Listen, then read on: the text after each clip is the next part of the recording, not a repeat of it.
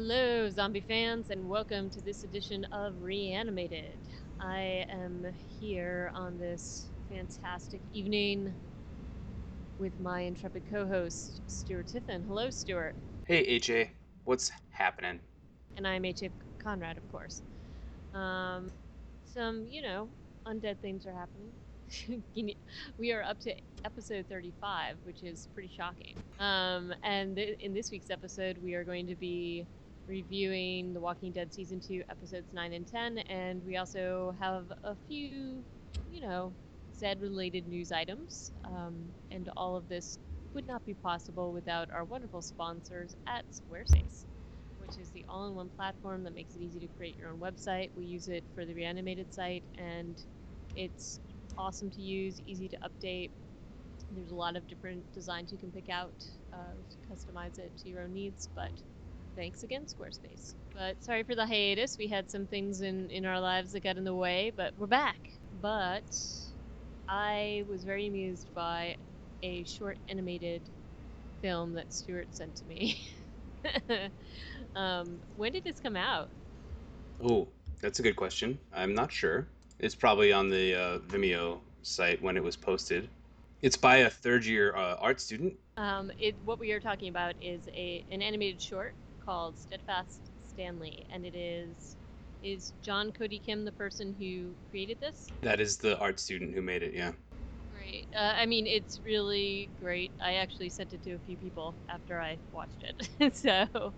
And it is about a courageous corgi in the middle of a zombie. It's a week old, is how long it's been on the internet. And it looks like he has like a few different shorts related to corgis, so, you know. Apparently, the corgi sound effects are from a real live corgi. So, Aw, that's awesome. this the choice of corgi as like the dog to portray, man's best friend It, is it's good. It's a good choice because corgis are obviously kind of comedic just in their appearance and presentation. they are so weird. They are such strange, strange dogs. But yes, I agree. I think he made a good choice here. Yeah, and I think people who have corgis tend to be pretty fiercely devoted to that breed, um, as well as the queen. Not necessarily that they are devoted to the queen. I mean that the queen is devoted to her corgis in turn. Yes. Speaking of which, there is this very odd series called, I think it was called In a World Without Humans or something like that. And it was this really terrible but terrible good, like good series that had the guy in a world without humans as the voiceover. And one of the scenarios was what would happen if all humans disappeared in the UK. And one of the scenarios they had was what would happen to the corgis in Buckingham Palace. And they had them turning into like wild savage dogs. And it was, a lot of the footage was the corgis running around. So maybe this was inspiration. I imagine that would be difficult to portray corgis as like feral, vicious beasts. And I think part of the narration was basically saying they may look docile and domesticated, but give them a few weeks of that food and they'll turn into your worst nightmare or something like that. It was pretty awesome. I'll try to find the link, put it in the show notes. And also, I really enjoyed that this little animated short, Steadfast Stanley, had some Devotchka background music. Yeah, excellent soundtrack. Yeah, I knew I was enjoying the soundtrack as it was playing. It's very lilting and kind of whimsical, and yet at the same time scary. Um, but then, yeah, I was happy to see that it was vodka in the title credit or the final credits. It's a 4 minute film, and it's on Vimeo, and we'll have it in the show notes. But check it out, Steadfast Stanley. Good job, John. You can tell it's been a long week. Yeah. Yeah, a little bit. Hey, but TGIF. Good. Um, in other news from our favorite zombie state, Florida, apparently the Florida Senate is considering a zombie apocalypse bill amendment. This was, is this the wording changed? Is that what I understand, Stuart, in this bill? Or they're trying to change the wording to have it? I don't know where it got the name Zombie Apocalypse Bill, but that seems to be the official name. However, yeah, Oh, because no, they, no, because the state senator, Dwight Bullard, who's a Democrat, by the way, not that that matters. He filed an amendment to a Senate bill number 296, and his idea is that they would change the title of the amendment to an act relating to the zombie apocalypse. And then he also filed a separate amendment to change other language within the bill. But, basically, this bill relates to carrying concealed weapons during crazy events, like a mandatory evacuation, and it has to be a declared state of emergency. So basically, nobody could be prosecuted for carrying concealed firearms under those conditions. yeah, Florida already has fairly lenient firearm laws, so I imagine this is probably in everybody's best interest, or at least law enforcement's, because if they tried to start prosecuting everybody with a concealed weapon during a hurricane evacuation, which Florida sees a lot of, not necessarily in a state of emergency, it would be just a lot of paperwork. And so just let the Floridians have their guns concealed when they're fleeing from things. My favorite part of this article was the two sentences explaining what a zombie apocalypse is. Yeah, and what a zombie is. Right. And they totally buried that. It's like the second last paragraph. They're like, they're an undead corpse who feeds on human flesh as well as brains. It's really awesome. Thanks, News 13 team.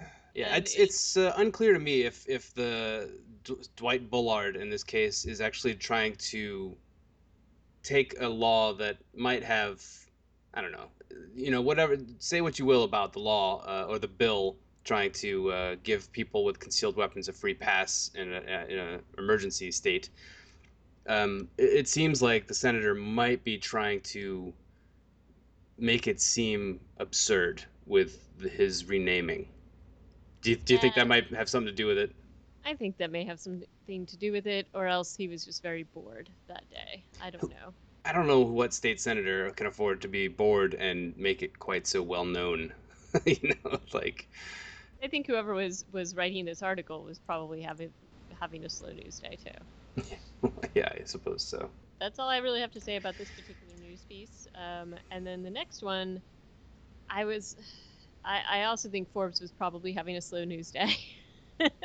Yeah, Forbes was having a slow news day, and their copy editor took the day off because there's one bad spelling error in this article.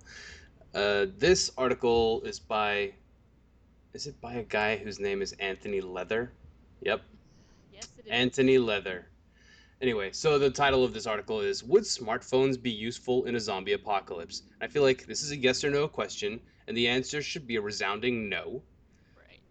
And it basically is, but I think there's one caveat. He touches on one thing that makes some sense here, and that's basically the GPS element. Right, if it actually works. And I don't, yeah, exactly. I'm not even sure that GPS would stay operational without. I don't know if they have to like, rejigger the satellites in orbit every so often. I don't know if they even have that capability. Probably most satellites just kind of get stuck in geosynchronous orbit and then just stay there. They don't have like gas to maneuver in orbit, I assume. And the other points that he made about having the app that shows you what's edible, That's completely ridiculous. it's insane. It's really crazy. So it's like, wow, like who sent you out or what gave you this idea to write this article? It's totally a useless article. What website is still going to have no websites are going to be functioning as soon as the power grid fails throughout most of the United Well, States. there are actually apps that you could probably keep offline on your phone, like keep locally, that are Is you can take them when you're hiking and stuff like that, which shows you like what is edible and what is not and what is poisonous and what is not. is this app offline? Yeah, you can keep it offline on your phone, because it's for hiking and stuff when you may not necessarily have any access. So, but that being said, it sucks up an awful lot of power. So the usefulness would probably be not so much. Go buy a book or go find a book, scavenge a book with Yeah. poisonous plants and edible plants. or survival guide of that or something like that. I just think this is kind of silly, but Forbes. Um, Forbes, and it's in that part of the article where he describes a barren forest. I don't know if you saw this, but it's spelled Baron.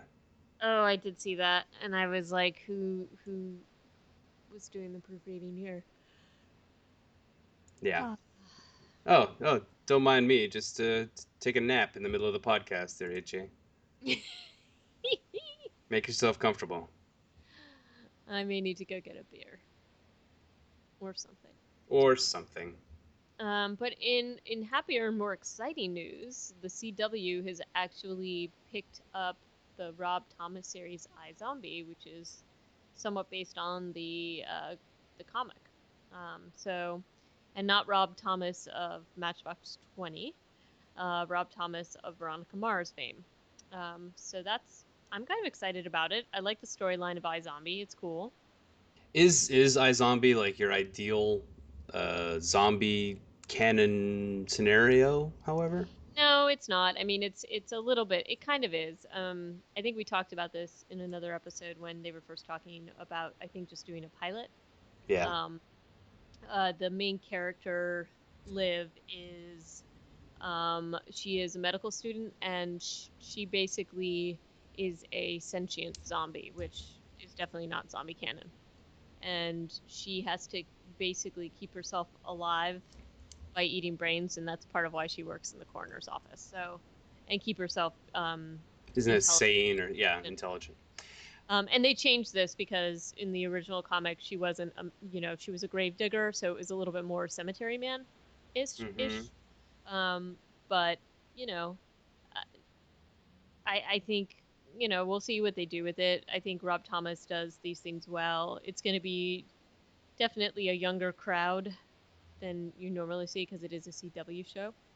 But I don't know. I think I trust him. I think he's pretty good. I know you're not a Veronica Mars fan, but I like his writing. I like the way he puts together series. So I will definitely give it a shot. Okay. Yeah, I mean, I'll give it a shot too. I just don't know.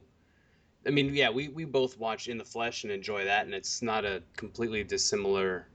Well, we don't Yeah, know. I mean, this is going to be like a crime procedural, right? Because she's like a forensics yeah. expert. And I mean, I would imagine there's going to be needing to hide what she's doing, and zaniness ensues.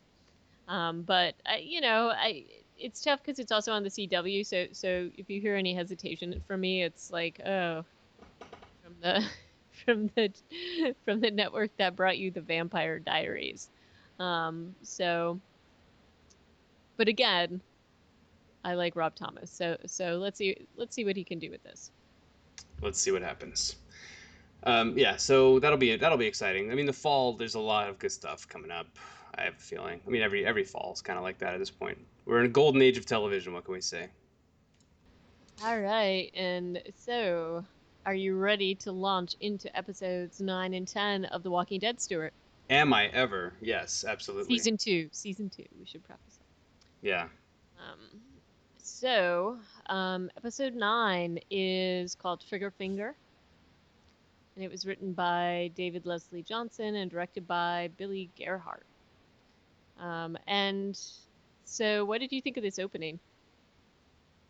This was, I mean, yeah, like last week, or in the last episode, we see Lori get into the car accident, and then we don't really see anything else happen.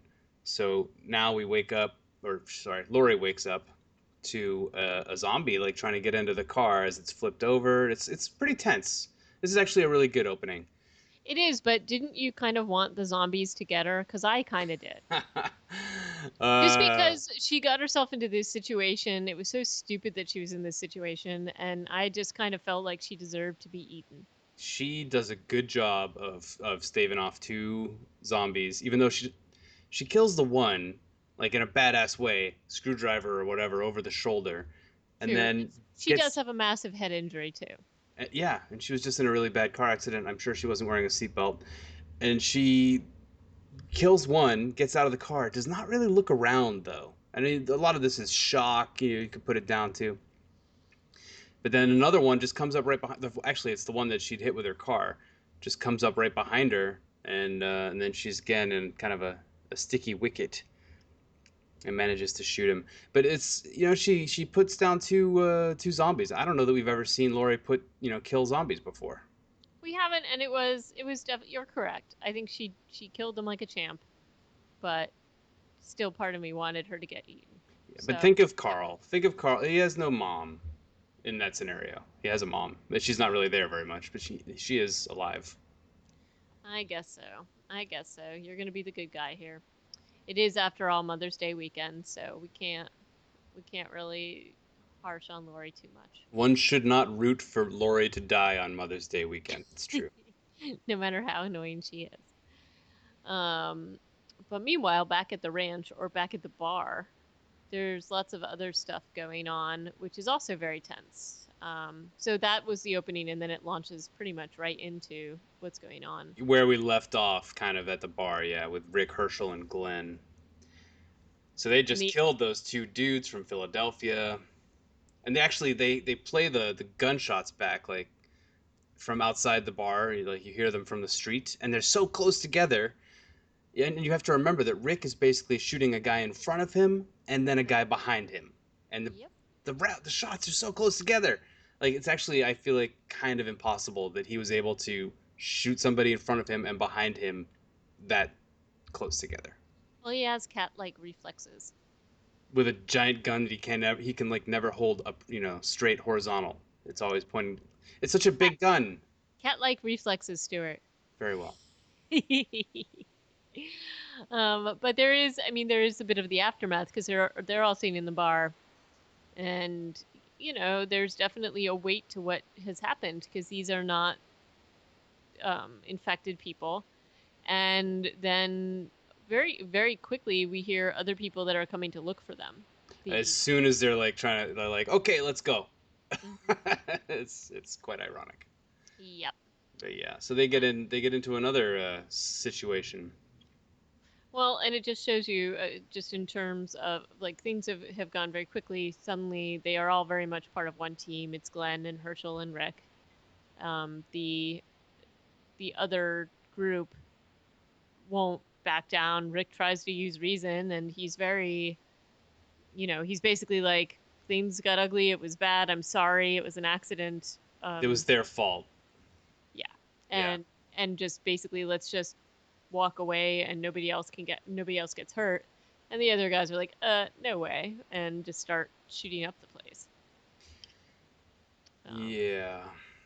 I mean, also it's important to point out that in like the interaction they had before these other guys showed up, it was mostly about looking at each other and asking Glenn if he was feeling okay. But Herschel like slowly has like a nod with Rick, basically saying that he's on board mhm. with the killing of these people. And it's such a 180 from where he was like not willing to kill zombies an episode ago or two to now he's like, you know what? It's cool. It's cool. We had to kill those guys. It's a little bit difficult to believe. I don't think it's difficult to believe at all because Herschel's biggest concern is protecting his family. And the minute those guys brought up women and whether they had any, and they used like derogatory terminology to describe women, Herschel and Rick both started to like get very tense. I mean, So if I his if security of his family was really the number one thing, do you think he would have kept zombies in a barn next to his house? I'm not saying it's logical, but in his head, those were infected people. Hmm. It wasn't their fault. In this case, it's these two guys. It's definitely their fault. They're making these moral decisions. They're choosing to go one way, and even though the decision is to shoot them, ultimately Herschel's going to protect his family, and so is Rick, and that is why they are so united. Okay, fair enough. But yeah, so the situation devolves quite quickly with Rick, and he's trying to negotiate, and they don't want to talk. They just want to shoot, and so there's a shootout, bit of a shootout. Glenn has to go cover the back. Again, we're kind of seeing this episode's like I all about Glenn being kind of not up to the task. And it's weird because it's like, come on, this is the same person that was going into Atlanta by himself on solo reconnaissance missions to And go and down get down the supplies well. down the well, doing other stuff. And it's really unbelievable. To me, this part is totally unbelievable.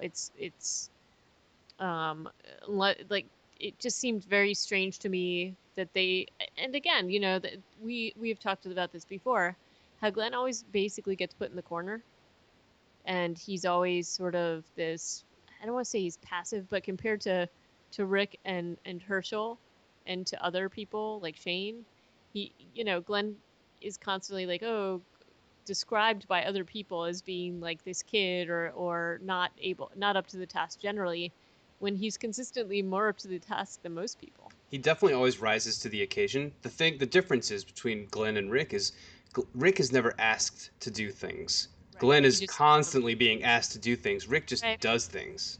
True. True. I guess that's fair. He definitely in this episode, like he in a in a shootout, he kind of just sits still and doesn't do anything for a while, and then we have this is like a moment that we have repercussions of in the next episode too. Right. And Herschel actually shoots a guy, which is again, I'm just like, what? And then, meanwhile, back at the other ranch at the farmhouse, the group finally knows that Lori is missing. Took It's them long enough. it's kind of hilarious, isn't it? It's just like she's already actually gone to Andrea before she drove away and was like, "Look in on Carl. I'm worried about Rick. What do you think is going to happen, Andrea?" Yeah, like, what do you think she was doing? And suddenly the alarm is raised, and it's interesting because there's this whole sort of not confrontation, but Carol basically goes to see if Daryl knows where Lori is. And Daryl's like, again, he's in his like tough love stage where he's just like, I'm not gonna do any errand. I'm not an errand boy and whatever. And all these people are mad at him that he quote unquote let Lori go. And Just it's, Carol, really. well, Carol, but I mean, she tells the other people, and they're all like, you know, they're all angry or upset about it. And it's just like, well, he didn't let her do anything. She's gonna go no matter what. What's he So supposed to do? Stop her? you feel like Daryl acted in a decent manner? No, but it was also like they weren't gone very long in town, and suddenly Lori's like, I'm worried about them. And Yeah. I mean, I think he pretty much said she was being ridiculous, but short of, you know, taking the keys from her or whatever, what is he supposed to do? He didn't do anything. But this is the thing with yeah, Lori's decision to go after Rick or as we talked about in the last podcast, doesn't make any sense for Lori to do what she was doing. And for her to ask Daryl to go after them is again stupid as fuck. Why ask Daryl? Why not ask T Dog or Dale or anybody else? But so Daryl is already kind of all flustered by the discovery of Sophia as a zombie. I think we're supposed to understand that that's what's like caused his weird removal from the group. And then when Carol comes out to him when they realize that Lori's missing, he says a lot of really No, unnecessary shit to her. he's horrible to her. I mean, he basically calls her pathetic, and is and in order to support that theory, says she's kind of a loser because she lost her family. And he's lost his family, so what does that make Right, him? It doesn't right. make any That's sense. weird. And then he gets all mad, and basically he's like, "Mind your own beeswax." He's It's such just, a baby in this scene. yeah, it's really weird. It's not Daryl the way we know him. No, it's not, and it's certainly not the Daryl that's. I mean, I can see that he could be affected by Sophia's death and felt like he was responsible for that, and that he felt like he had promised Carol that he could find her, and when he couldn't, he's feeling like horribly guilty, and so is lashing out at Carol, which sometimes happens. People do that, but it just seems not. I don't really buy it. Quite honestly, I thought it was an odd way to go with him. It's an odd presentation of his character, and it certainly doesn't represent the poster of him you have on your bedroom wall. Yeah, it doesn't at all. Not my Daryl. Um, but so basically everybody's up in arms that Lori is missing. So of course Shane takes charge, and he's going to go and look for her, and he finds her pretty quickly, actually. Yeah. Well, he finds her car first, right? And he's like, "Oh, there's some dead zombies here." And this is my question: like, after in the before the credits, and that's before the credits scene, she kills the two zombies, and then she starts walking away.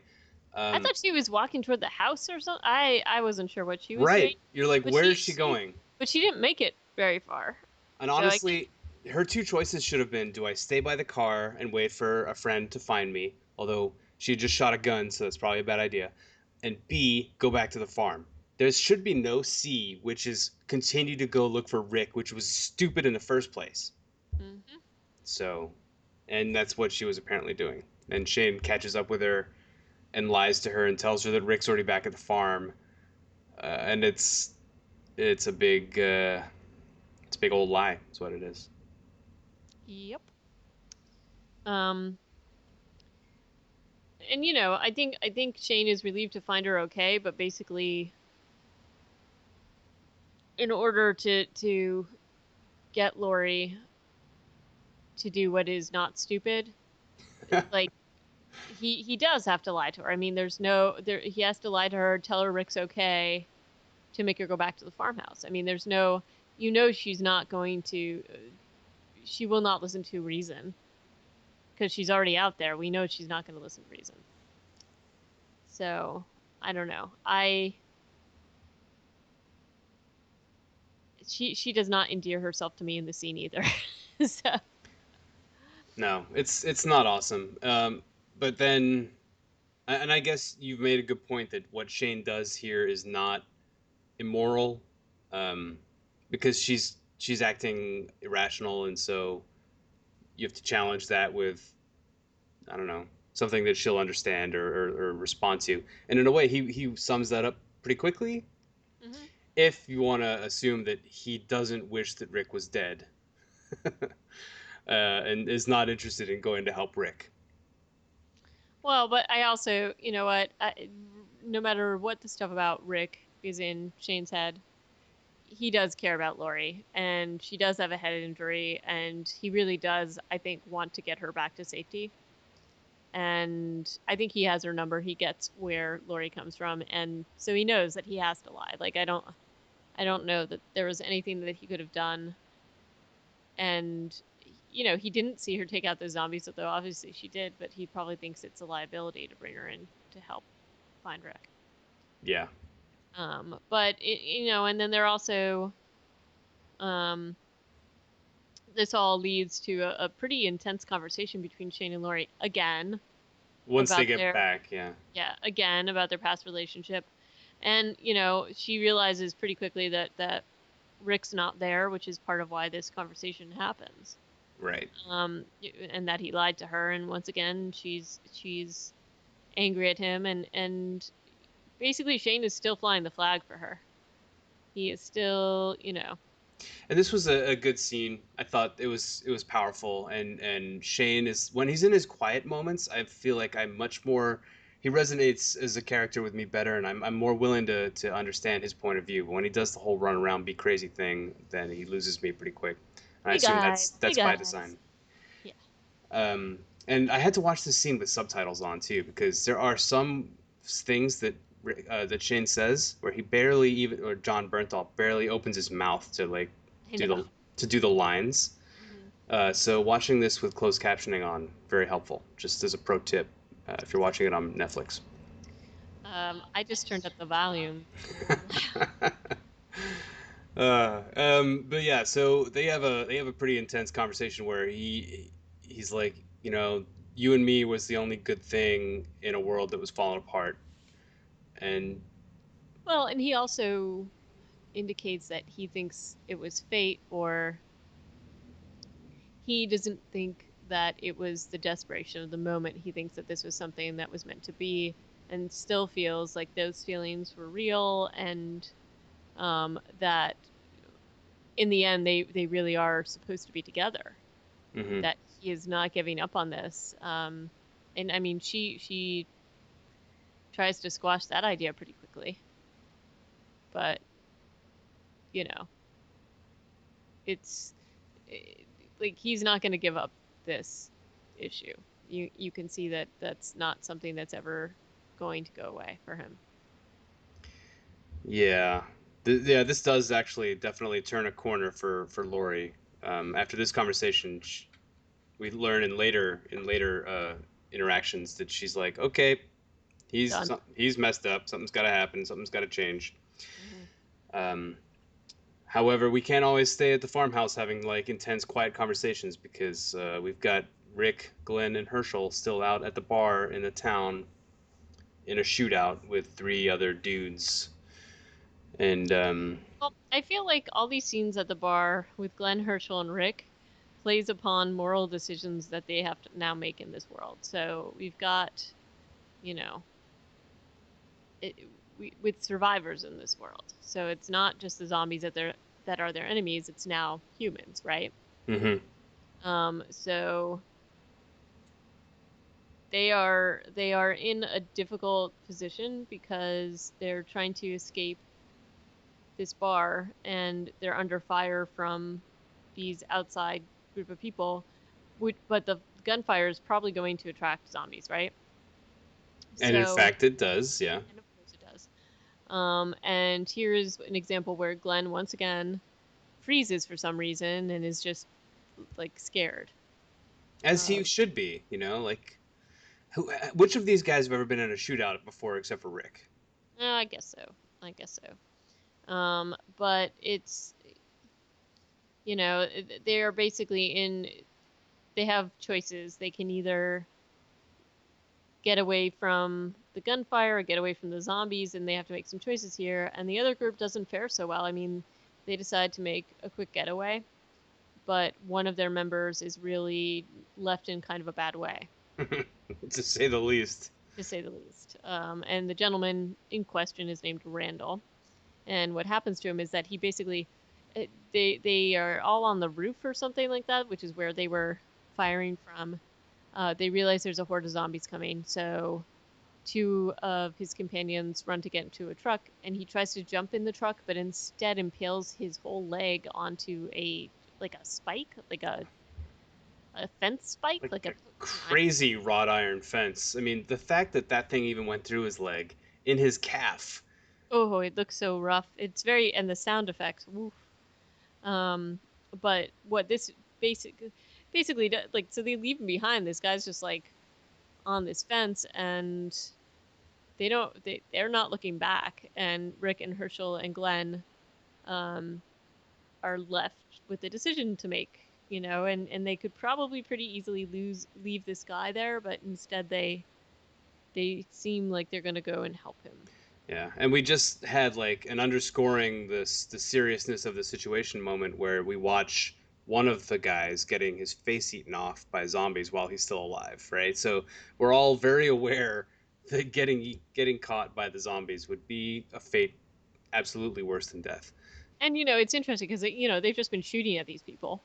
Yeah, and then they decide that okay, this guy's alive and he needs to be helped. It is a little weird. It's a little counterintuitive. I would just put a bullet in his head. The fact that Herschel has to be like, this might be the best choice is to shoot him. I'm like, that's the first and best choice, absolutely. I Why know, but why but the is fact that Herschel the only one coming up with this but idea? the fact that it's coming from Herschel is also very weird. Well, I think Um, doctors understand triage and the importance of like yeah, you gotta categorize your wounds. And honestly, the way that fence looked, and yeah, it's got like barbs on it. The way and that Rick eventually just takes his leg off the fence, it would with some tear out so much with some tissue. kind of Hulk adrenaline spike, apparently. I know. Like it's like, oh my gosh, yeah, this guy I don't think would even be awake. I think he would totally be in shock and bleeding out. Um, but yeah, so suddenly they've got this guy that they're gonna bring back to the farm, and I mean, again, it's like you're gonna bring back this guy who's with this group that obviously you guys don't see eye to eye with, and they're angry with you, and you're gonna bring them back to where you live. I don't know that I would have made that decision. No, it doesn't seem to make any sense. However, Especially after they've been so careful, as like, you know they have united. They're like, we're going to protect the farm, we're going to protect our people there, but let's just bring this guy back and put all of that in danger. Very strange. Yeah, Um, like if Dave or Tony hadn't been killed by Rick's first shots, do you think he would have been like, "Oh, let's patch you up and take you back to the farm"? exactly. And, you know, but this is what they do. They bring Randall back to the farm, and you know who raises the alarm about this is Shane. And, you know, he basically says everything that we're talking about is that this is crazy for you to put the group and the farm in danger. And Rick's just like, well, we'll release him into the wild once he's done. I don't know. It's an odd exchange. Yeah, it's obviously like more of the showrunner, the writers trying to prove that Rick is like lawful good or something. Yes, Are you familiar with the breakdown of the alignments from Dungeons and Dragons? yes, I am. Very Yes, I well. am. Okay.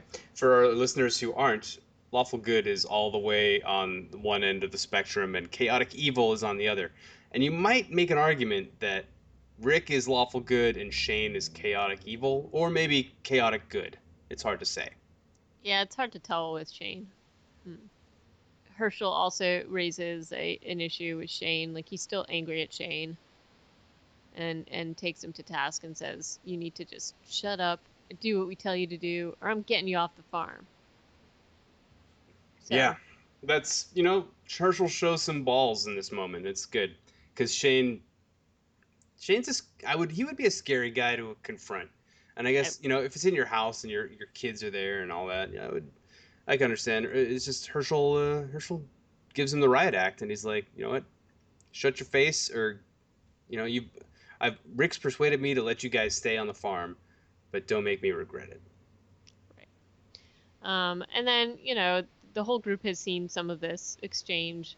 And of course, they're discussing it. And once again, Dale we see the Dale eyebrows in an exchange between him and Andrea because he basically is again, he's trying to, it's hard, he's not trying to pit the group against Shane, but I think he is trying to open their eyes to what he views as a danger to the group in Shane's behavior.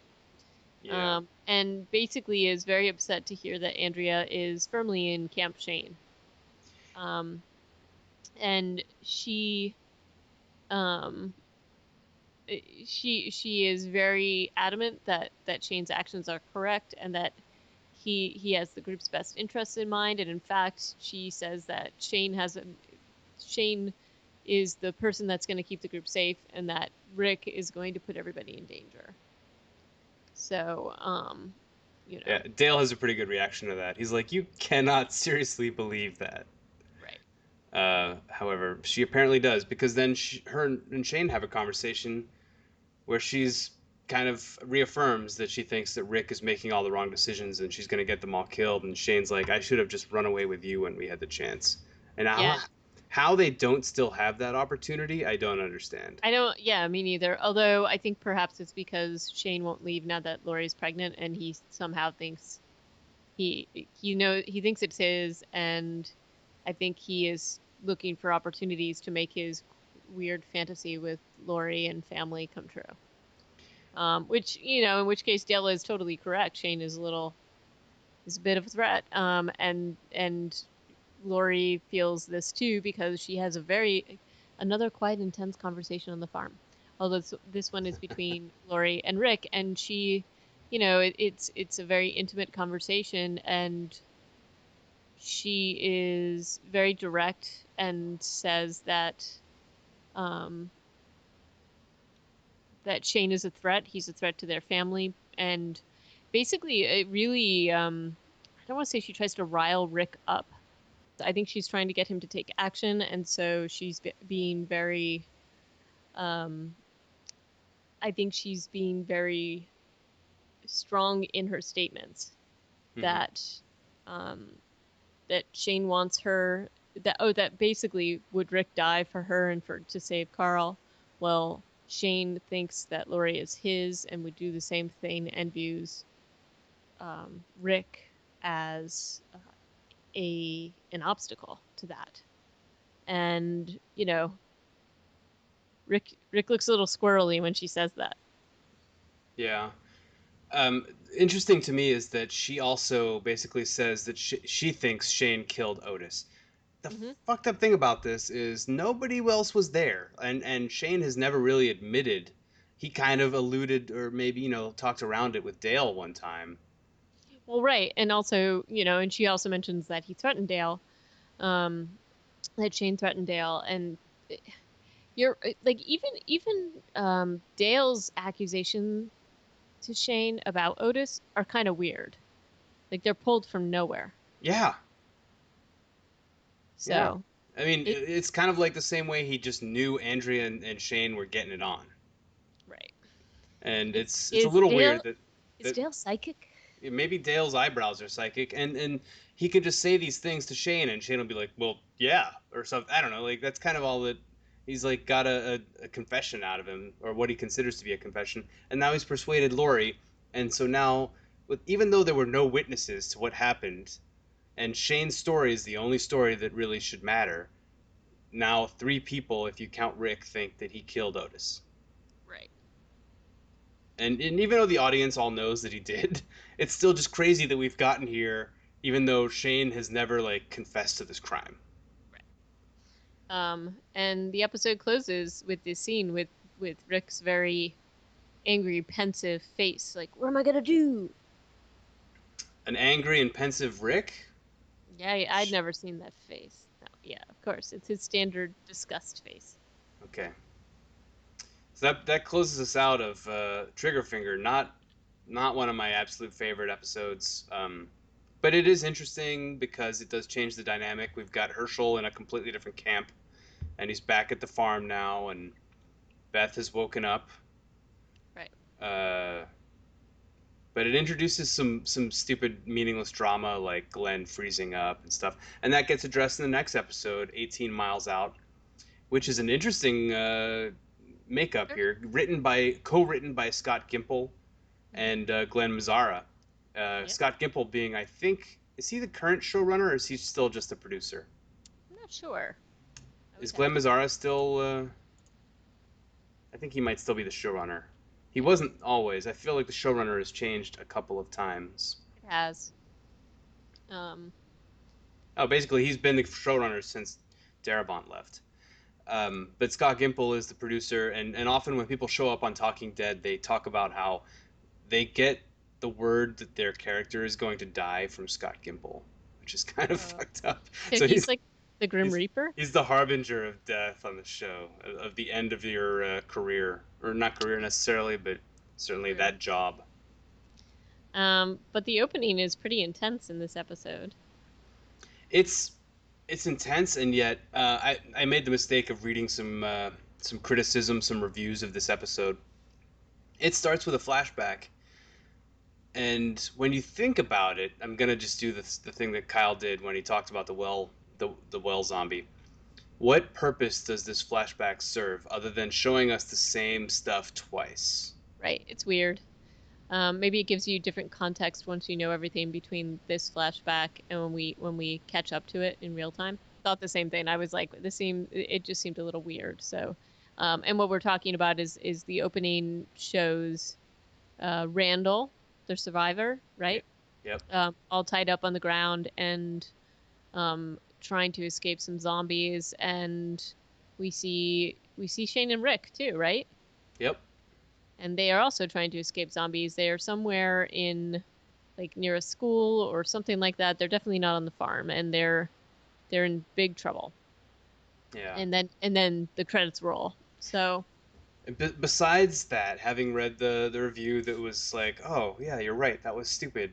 I totally love this episode, with the exception of the fact that it's like two stories, and I hate one of them. But the second story is only one third of the. It feels like only one third of it, and the first story is a good two thirds. And the first story is like the man's story, and the second story is like the lady's story. yeah, I hate the lady The story. lady story is terrible, and I don't like And I saying don't that. even know why they did this. It just felt so forced and stupid. Yeah, but then Uh, if you consider like that it is like separated by gender, the man story is also stupid. It it would is be too, it but would be totally cool if there were some chicks in that part of the story also. It would make more sense, and if it wasn't so visibly separated by gender, Mm. because the man's story is just like there's some moral decisions, there's some friendship stuff, there's some zombie fighting, but the women's story, there's they're trying to deal with all these gender issues and also the concept of suicide and morality. See, the gender issue stuff, I maybe I'm wrong. I mean, I think that certainly things that you and I have talked about in the past in a survival situation, there are definitely some things that, you know, it comes down to physical strength and things like that. I just don't think that this would be an issue in the way that they are fighting over it, It certainly seems dumb. right? Like it just doesn't. Um, Yeah. but we'll get to that, I guess, when we talk about the Let's talk themes. about it a little chronologically. Yeah.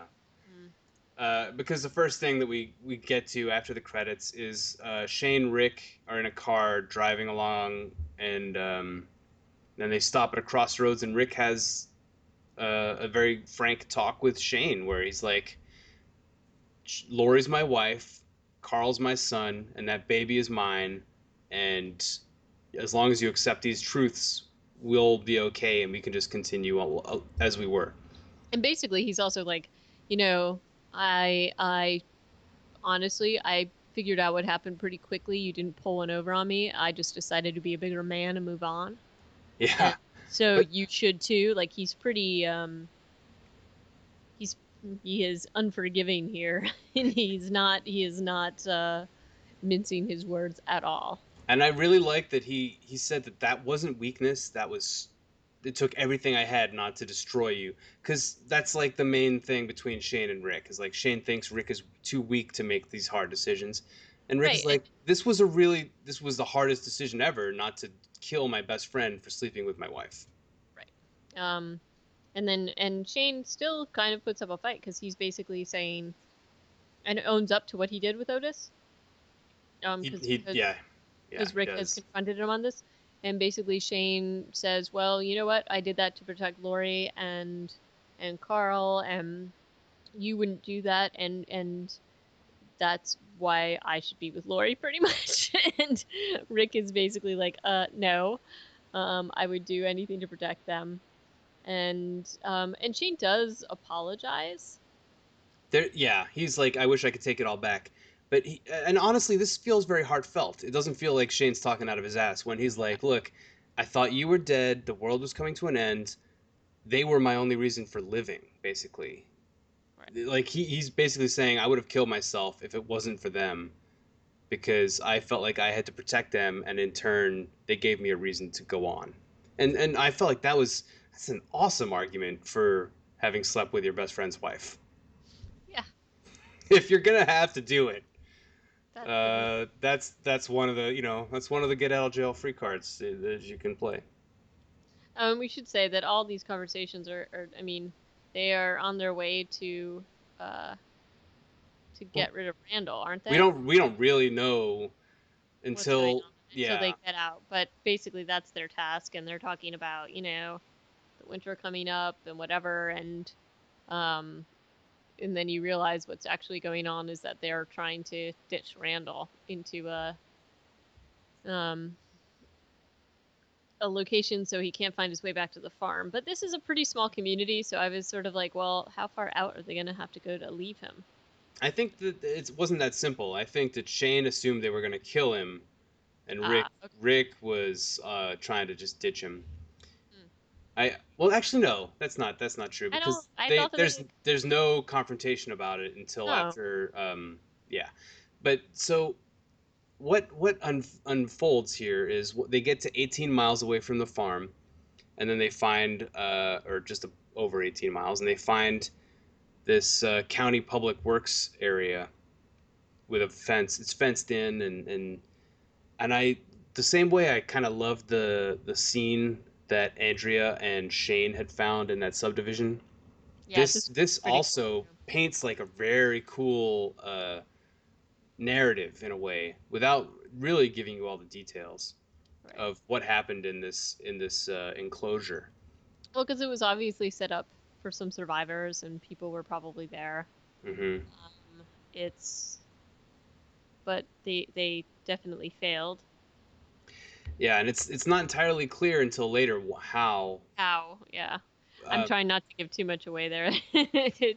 But it Dude, it's seems season 2. I think we can talk spoilers. I know. It just seems very abandoned, and it's usually you usually see a couple of walkers running around, and they're not really seeing that. Well, they saw the two security guards, the only two walkers outside the building. Right, but can seeing how there's so many, there's like an abandoned school bus. Yeah, and a lot of evidence of people having been there, a lot of empty food tins and that Right, kind of like thing. there's a lot of stuff that shows that people had been there, much more than just two security guards. So Yeah. of course, I was wondering. I'm like, oh gosh, where are the people? Yeah, of course.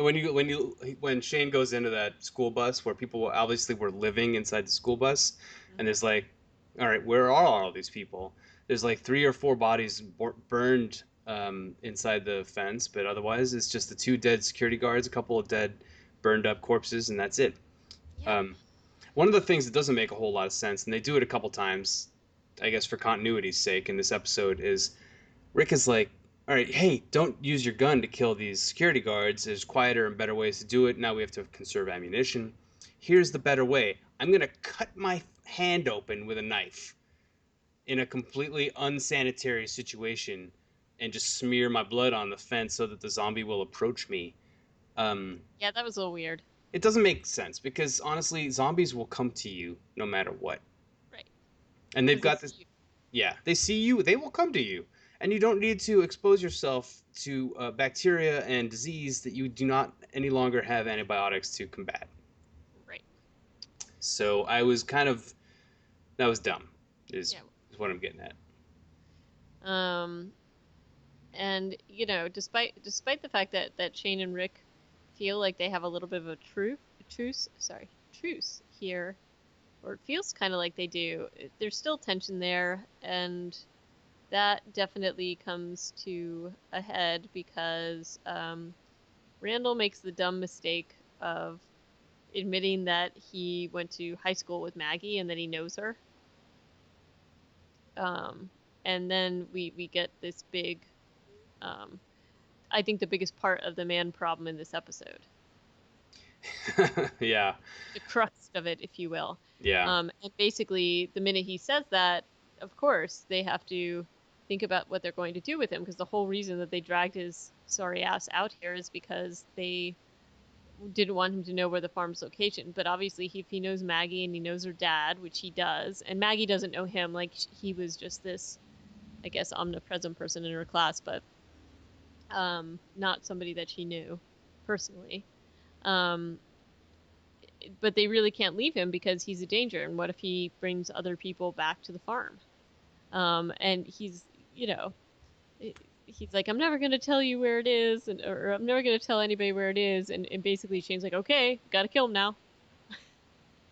Yeah. And at this point, like last episode, my argument would have been put a bullet in his head, be done with it. Now, Herschel's invested time and effort and probably medical supplies into saving this guy's life. Well, Now, and Randall's been saying all along that he fell in with them just because he didn't have many other choices. Like there were no other survivors out there, and he fell in with them because he had nobody else to be around, and it's safer in larger numbers. he's obviously very young. He's like a Yeah, teenage guy. Well, he's Maggie's age. This guy is not the threat that, he's no governor. Bring him into the freaking farm. yeah. But Shane doesn't want to do that. He just wants to kill him. Yeah. And Rick really, obviously, is the one who is like, no, like we can't do that. Like consider for a moment that this opposite group, the Dave Tonys and the other guys, they had 5 military age males in Yeah, their group, and that was just part of their group. right. And our little friendly group has, I don't know how many. We got Rick, Shane, T Dog, Dale doesn't really count, but okay, we'll count Dale, and Jimmy, 5. Are there any? Oh, Daryl, 6. All right, so we've got a few guys, but it's still, I feel like, Well, and we know that this guy can use a gun because he was shooting at them. well, he I missed a lot. He did miss a lot, but they left him there. Yeah, He's going to be, I mean, and he has intelligence about what the other group is doing and where they're living and all of that stuff. ain't And going. I would think since he knows Maggie and Herschel helped him, you can probably think that maybe there's going to be some loyalty there. So, It would be easy enough to bring him into the fold. Yeah. but in any case, this is basically Randall's life becomes the argument between Rick and Shane. Yeah, and so they get into a pretty insane fight. Fight, it's pretty crazy. Like this fight would lay most people up in a hospital bed for Just one, days. just one of those punches would. Not let alone throwing a motorcycle on a guy, you know? Yeah, that too. But just the physical part of the brawl with them, it was like, well, one of these guys is definitely going to kill each other. You Yeah. know, one person, one man, two men enter, one man leave. It's It like def Thunderdome. it's very Thunderdome-esque. And yet, at the culmination of the fight or the climax, let's say, Shane throws a giant wrench at Rick. Like this is no longer a friendly contest between two buddies. It's no longer people working out their differences with some physical aggression. Yeah. And of course unleashes the flood of zombies that are inside this building. Uh, Rick hides, which I like. He takes the He self-preservation. he Yeah. camouflages himself with a zombie body. Yeah. And then like 10 other zombies chase Shane. Rick has also then after he hides, then this giant zombie climbs out of the house or the building and chases him into a narrow area. And Rick has a really cool kind of like escape scene. Hmm. I don't know. Did you enjoy it as much as I did? Where I he did. he gets buried under three zombies, and I thought that was amazing. That whole zombie kill scene was really weird and incredible. It was like they just keep coming, and like at one point I was like, are they gonna crush Rick with zombie bodies? Like, is that gonna be like, is he just gonna be pinned? Three, Um, I mean, three adult males lie down on a person. That's pretty. That's a lot of weight. I mean, that's like 600 pounds, maybe. and I also don't want to say that it was comical, but there was a little bit of like black humor going on there too. Like as he kills one, it's like, oh no, not another one. Oh no, not another one. That it was definitely designed for laughs at the same time as being really heavy. Yeah, and I thought that's interesting. An interesting point. In the meantime, Randall frees himself from his ropes, or to the extent that he can kill a zombie lady, and he does so in a way that kind of also makes us feel like maybe he's not the innocent that he, He's saying that he is, yeah, because he's like, "What do you got, bitch?" to a zombie woman. It's like, dude, seriously, just kill her. I mean, yeah, maybe we can put that down to him being like a young dude with lots of hormones, but it seems a little over the top. yeah, it does. And then um, but then doesn't Rick rescues Randall? Or he at least rolls him up. I mean, I think Randall was kind of out of the woods and trying to escape, and Rick is just like, "No, you don't. You're coming with me." Yeah, Shane is all messed up, right. and he's employing the old cut yourself and spread your blood on stuff to get zombies to poke their heads in. And I guess it kind of makes sense that zombies will lead not necessarily with their heads instead of with their arms. Yeah, um, And he does kill one or two, but then he loses his knife. right. He's in a bad way, man. Like, have you ever tried to hold a school bus door shut? Yeah, it's not easy. He's definitely gonna be in need of rescue. Yeah, like his situation is super dire, and he can see Rick leaving. How long do you think? I mean, put yourself in Shane's shoes. What would you do? What if left trapped on a school bus with zombies trying You're to get me? you're trapped. Like, put yourself in that situation. You're trapped on a school bus. You're holding a door shut, just with your weight. You've got no more weapons. You've seen your friend basically leaving. How long would you continue to just try and hold that door shut? I don't know, but I think that part of him knows that Rick's gonna come back, or would think that it would, because ultimately Shane thinks that Rick's a sucker. You don't think that it's just like it hasn't even sunk in yet, and he's just still operating on basic survival. No, I think he is on basic survival, and I think you're gonna like, um, I think you're gonna, especially Shane. Like Shane has shown that he is a survivor, and I don't know. I think I think at this particular moment in time that we're watching him trying to hold that school bus door, he is working on pure adrenaline. So I think the answer is he's going to hold it as long as he can, and then figure out what to do. Yeah, fair enough. Right? I Yeah, mean, and honestly, it's a little bit, we don't know. Rick is kind of like fuck that guy, and he's like, we're gonna go. Um, and that's the course of action that Randall is also proposing. Another check against Randall, honestly. You know, like if he was like, hey, let's save your friend, then I think yeah, but as an audience, we would be more in favor of saving Randall. but in Randall's defense, he's been listening to Shane and seeing Shane try to kill him for the last like. True, but then sh- Randall was shooting at Rick in like the last I episode, and know. so apparently, like on the scale of morality, if you want to be the good guy like Rick, you've got to turn the other cheek, even when it comes to bullets. Yeah. So yeah, so they start to leave, and then Rick has a change of heart because he looks at the two dead security guards, pulls out their guns, and he's like, "All right." You don't really hear him say we're going back, but we see him at least pause, and then they come back But do the he see, cavalry but thing. well, because of course he sees the security guards and he sees himself and Shane in them, right? Do Like you think that's so? Yeah, that could be it. yeah. It's not just that he That's sees two more Glocks. no. I think he's that could be it too. But no, I think he's just like he just has to do it and go back and save him. Yeah, And he does, and he's basically like, all right, I'm gonna save you, but you better follow my rules now.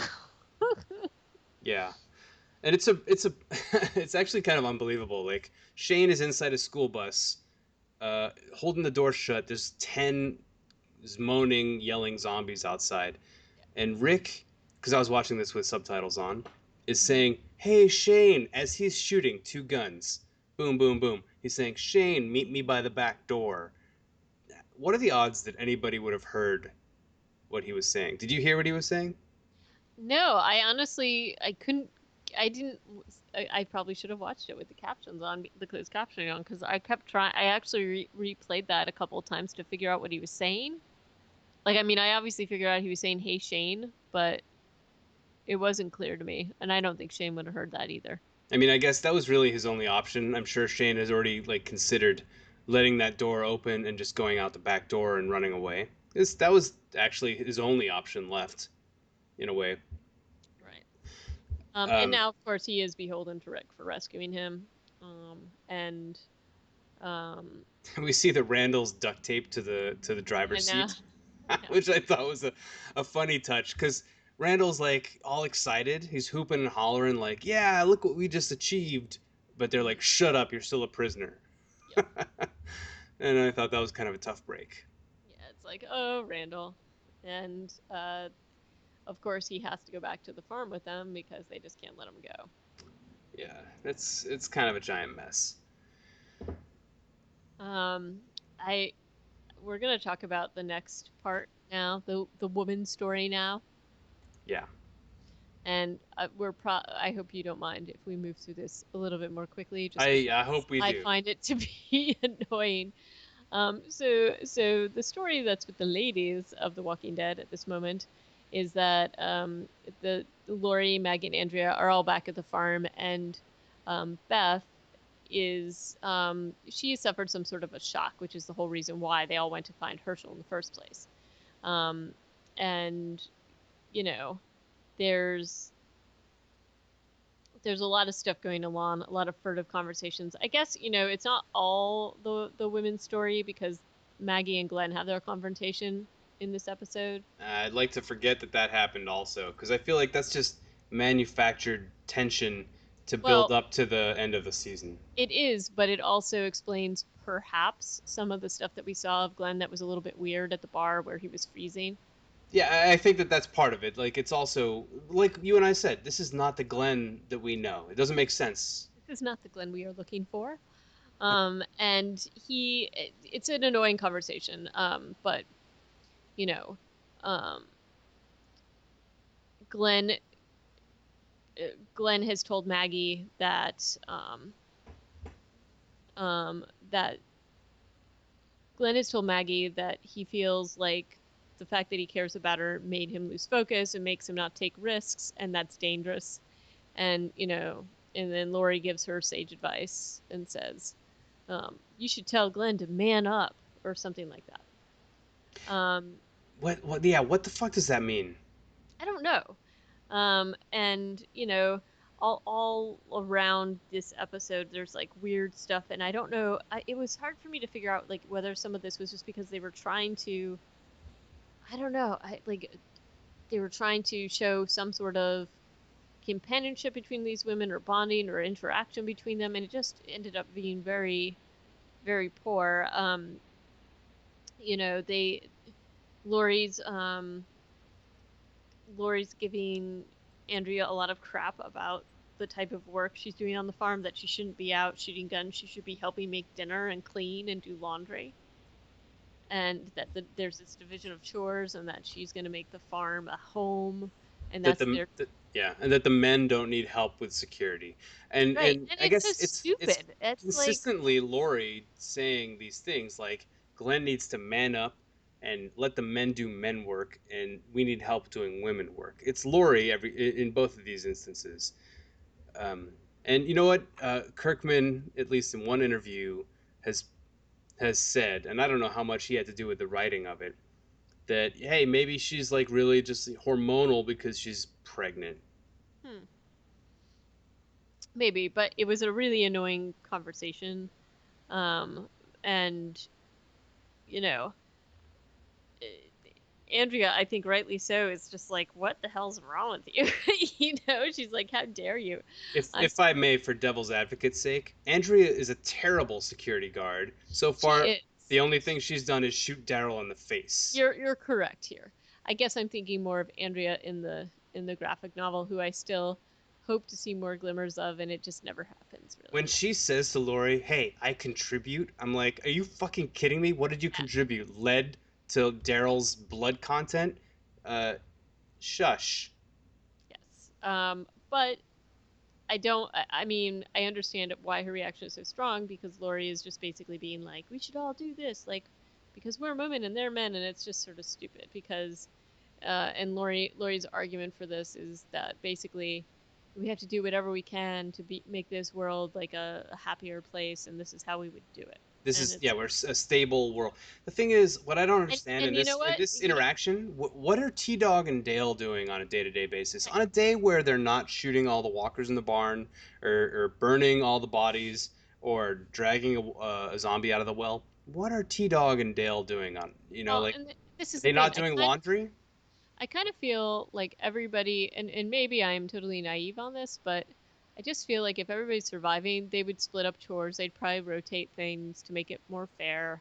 Um, and I do think that Dale and T Dog would be doing laundry and doing, because there's a lot of stuff that you have to do to basically put meals on table and keep a community running, and Yeah. that's It's gotta like happen. maintaining a campsite. Anytime you go camping, you gotta have, everybody has a job. Like, you're gonna go get firewood or whatever, and yeah, that's Well, gonna be.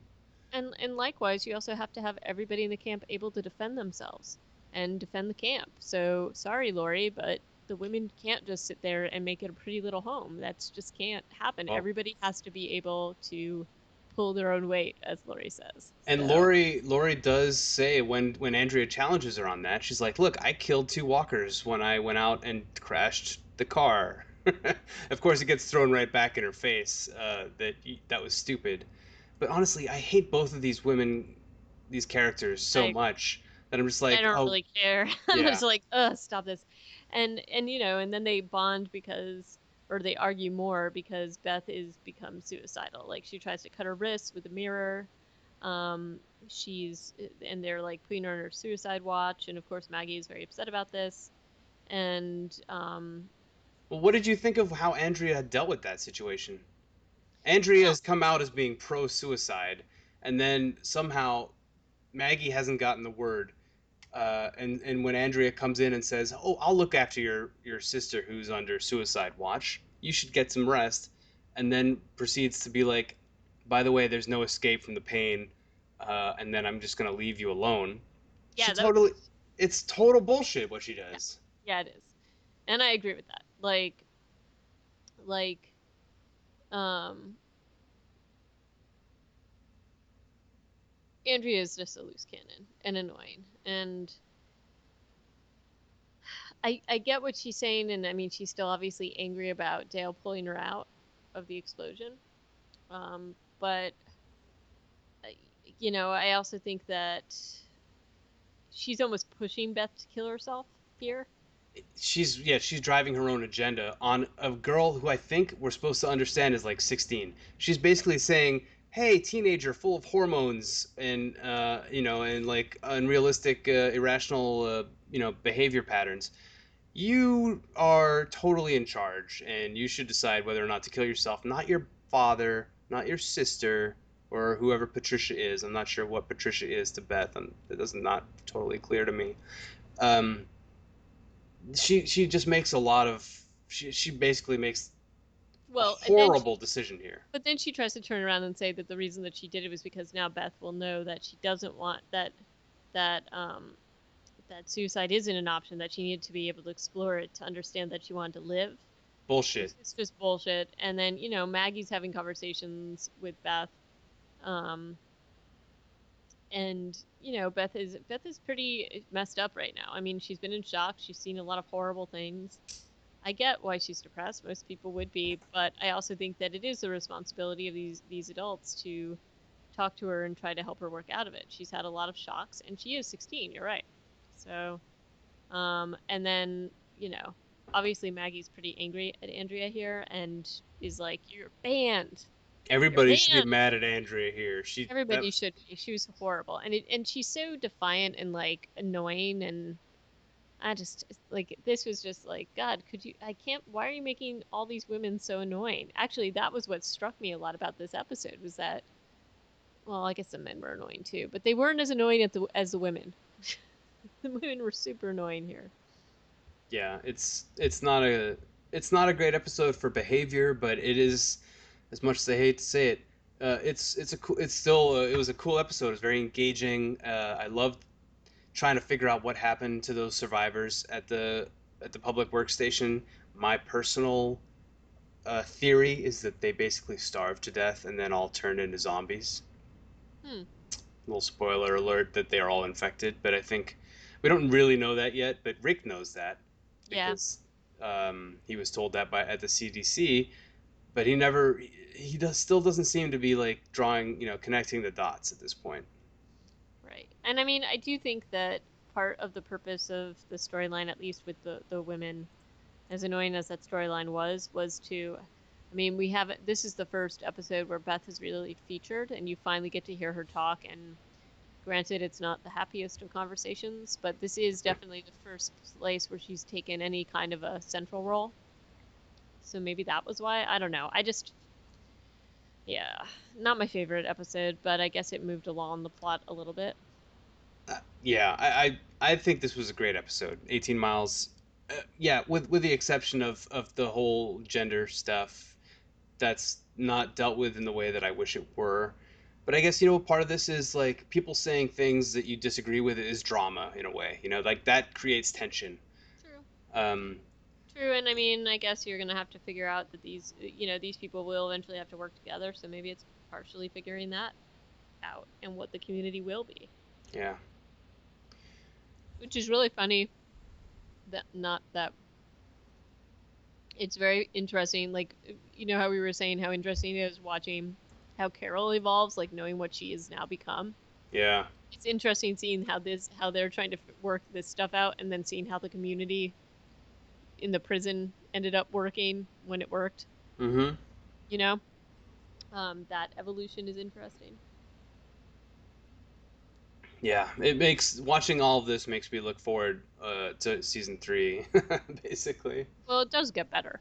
Yeah. It does get better. But that's about it. Yeah, that's episodes 9 and 10, and season two it's a slog, but it definitely does have character development.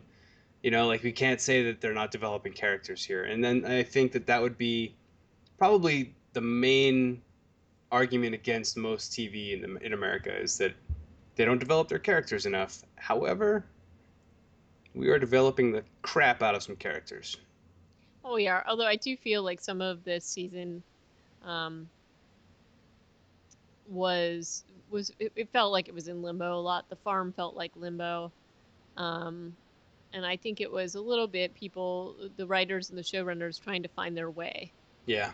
a bit. And I think that that's why it feels a little bit slower. Mm-hmm.